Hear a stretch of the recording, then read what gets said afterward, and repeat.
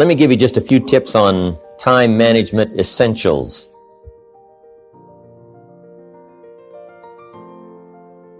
First of all, you run the day or it runs you. A little simple analysis. It's not that difficult to get something started, and you run it for a while, and after a while it starts running you. That's part of the challenge. I told my staff one day, giving birth to a tiger is one thing, learning how to ride it is something else, right? Sometimes you start it and then it turns around and starts giving you all kinds of trouble. Next, the time you've already committed to labor is enough time. If you're working already 8-10 hours a day, that's about it. You just can't work much more than that. Bursts at a time, you can work 12, 14, 16, right? And I'm sure we've all learned to do that, put in the extra time.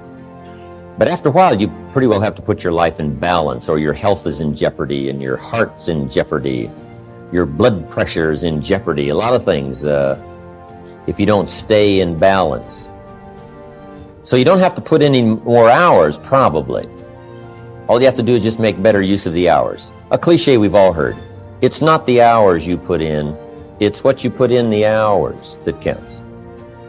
Now also, you need a written set of goals, time management essential. Priorities. Good plan for the next 10 years especially.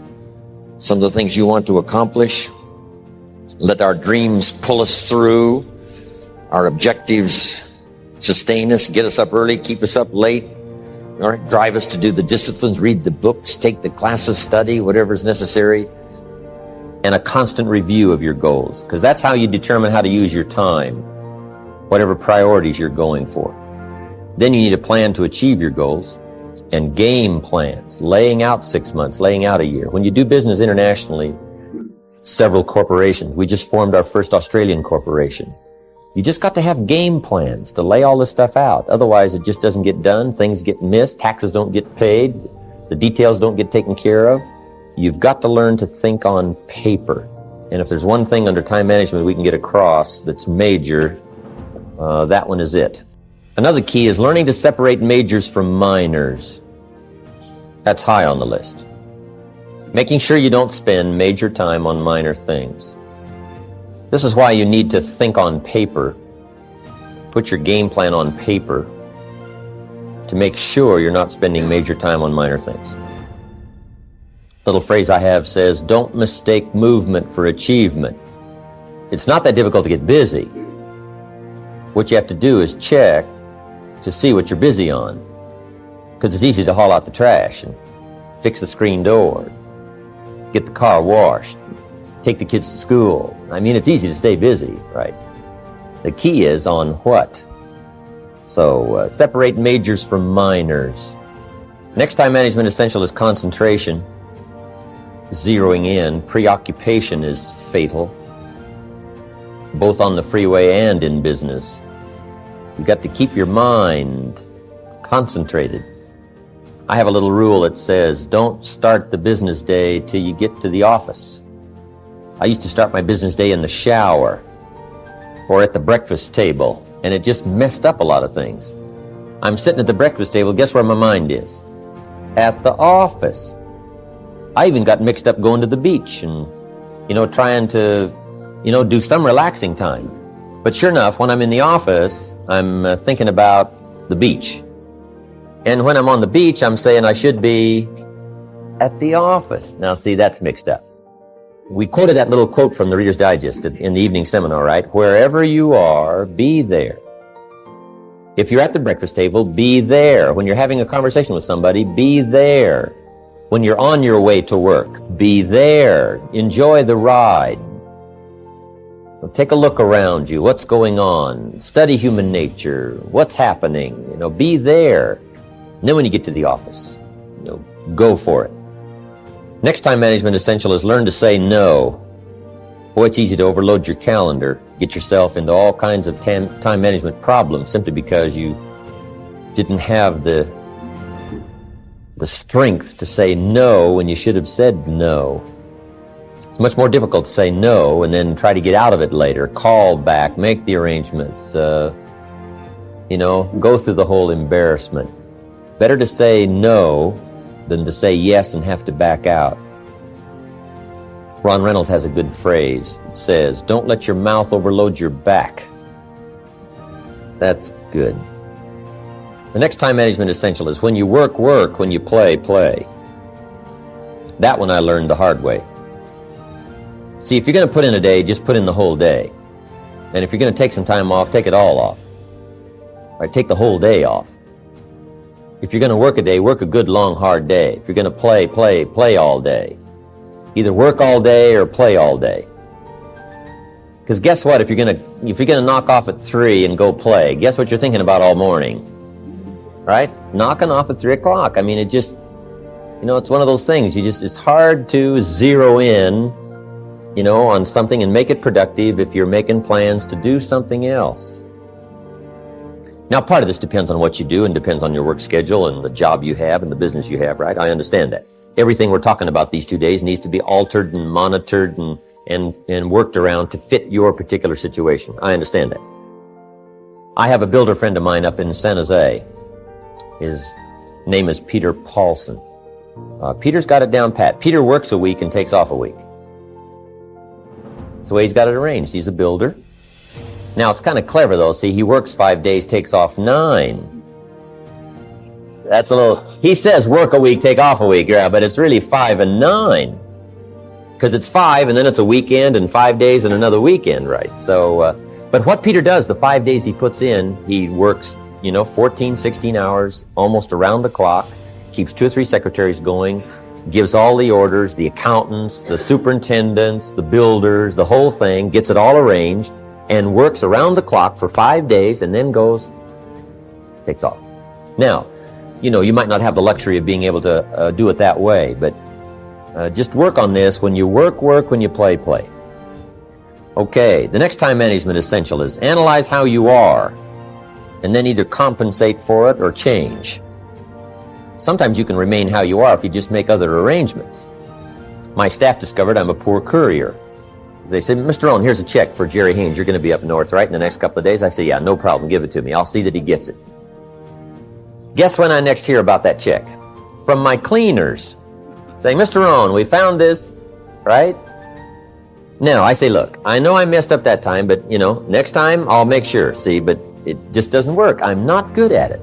So we've got a little rule at our office that says, don't give the chairman anything, right? Don't. It won't arrive. He can talk good, but he's a poor courier. It won't get there. So you just got to analyze how you are and then make the compensations for it. Now, you can promise to change all you want, right? But if you're not going to, then make the other arrangements.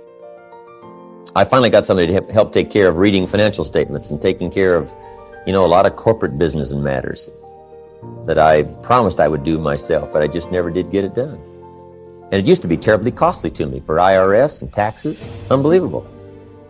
But I finally got somebody to take care of that. So if you're not going to change, if you're not going to do it, even though you promise yourself year after year, just then make arrangements to see that it gets done. So analyze how you are. If you're good at bookkeeping, then keep your books. If you're not, just don't keep promising. Just drop off all that mess, twice a week or once a month in somebody's lap and say, here, figure this out and I'll pay you to do it. Sometimes for $100 a month or something, $50 a month, somebody will just, calculate a lot of stuff for you. Just save yourself all the grief of promising and never doing it. So analyze how you are. That's very important. Next time management essential is beware of the telephone. Beware of the telephone, a useful tool, but it can also get you into trouble. So you got to watch the telephone on time management. Here's one way to use the telephone. Make sure you make an agenda before you make a call. Make a little list of what you're going to talk about before you call. Don't try to think and call out of your head. But if you don't have this agenda, you wander around, talk about all kinds of things that probably aren't essential. And then you have that at the end of the telephone conversation, you say, let's see, there was something else I was going to talk to you about. I can't think of it right now. If I think of it, I'll call you back. See, you just, great time waster. Also, when you make an agenda, it's really great when you come back to recall the conversation. Remember we talked about doing these 3 things? You say, no, we didn't go over that. Say, well, let me see. Oh, yeah. There it is in my log, the agenda of the telephone conversation. Okay, so use the telephone. Now, you got to be aware of the telephone at home, too. Now, you might have to have some business calls at home, but you got to be very careful. The phone can be an incredibly disturbing influence on family and social, personal life. So learn to regulate that. They got the phones now, you can just shut them off, right? When somebody calls, it just sounds like you're not there. You know, the phone just rings, but you don't hear it. I can just let the phone ring, but some people can't do that, right? I've had people over at my house, my phone rings. They say, aren't you going to answer your phone? I say, no, we're having lunch or whatever, right? So you got to answer your phone. I said, no, you don't. I've had them go answer my phones. They say, it's for you. I said, I imagine it is, yeah. Come on. Next. Time management essential is have a certain time to solve problems. We found that helpful, especially in the business world. We say problems after 3. Just set them aside. Now, you don't ignore them, but you just set them aside in a certain time frame. All the problem calls, you just call back after 3 o'clock and just go right through them.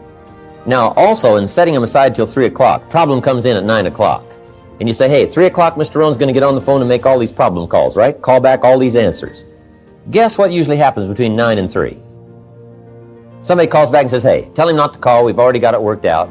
But see, if you take that call when it comes, sure enough, now you got to spend time. We learn in sales training. People ask questions. You say, hey, save that till training class. Bring that question to training class. You just learn those time-saving things so you don't have to cover the same things with each person. Okay. Next on time management is read all the books. Just get you some ideas on time management from the books. There's books by Bliss, McKay, Lakin. Because that's where you get the answers. Because everybody's got tailor-made situations that need different answers. So just read them all. You know, some of them's got some kind of weird stuff. Right? If you're weird, do the weird stuff, right? Whatever. Read it all. Next time management essential is be more alert.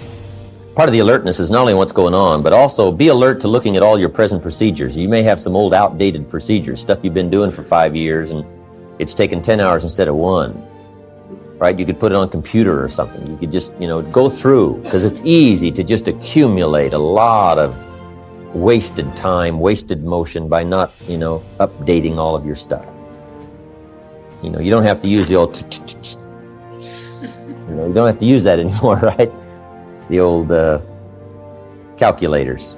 They got the neat, easy stuff, right? Just go through and make sure you're not bogged down with some old, antiquated stuff that's wasting a lot of time. And then be more alert. Take a look at what's going around you. Say, hey, I've been going from here to there and it's taking too much time. In sales management, we teach, don't go across town until you've gone across the street. Have they heard your story across the street? Guys, I got this hot prospect 40 miles away. It just probably isn't worth the time. It's too far. The span of distance is too long. Just shorten up the span. So be alert as to those kind of time wasters. The last one here is ask questions. When you get ready to talk to somebody, ask some questions. It might save you a great deal of time. Because it's easy to talk to somebody for an hour and then discover you've been on the wrong subject. Or maybe you're talking to the wrong person. Say, who are you? Oh yeah, John, I forgot. You're talking about somebody else's problem. No, ask questions. Then you can get right to the heart of the matter. And then after you've asked a couple of questions, ask a couple of more. Because you can ask somebody, hey, what's wrong? It's not going well, what's wrong? Guy says, well, I can't seem to get at it. And then you just go on, here's how you ought to get at it, and so on, when that's not really the problem. Most people at first don't disclose the real problem. Make sure you learn that in management. Most people at first don't disclose the real problem. They disclose the surface problem. Sometimes the real problem is the problem. Guy says, well, I got some problems at home. Oh, that's why you're not getting out there. I've been talking about hitting it when the real problem is something's wrong at home. Let's talk about that. See, just a couple of questions, and you just save yourself an hour. You save yourself talking too long about the wrong things just by asking the questions.